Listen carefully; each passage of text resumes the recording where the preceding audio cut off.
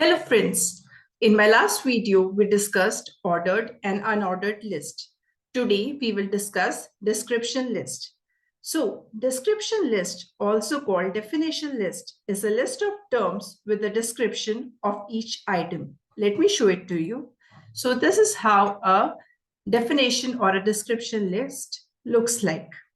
So it displays elements in definition form just like you have it in a dictionary. So how to do so in HTML? So as you know, the HTML document will start with the HTML tag. Then comes the head tag, which contains the title. Then inside the body tag, you give the description list. So DL defines the description list. So you have a start and you end the tag with a slash, as you have been doing with the other tags. Then comes the DT tag, which defines the data term.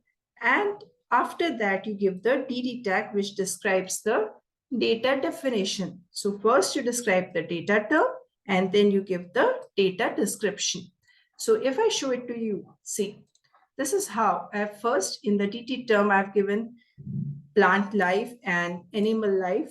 And then in DD, I've given chapter 1 and chapter 2. So the first describes sort of a title or the data term, and then you get the description about it in the DD tag. So this is description list for you. Thank you.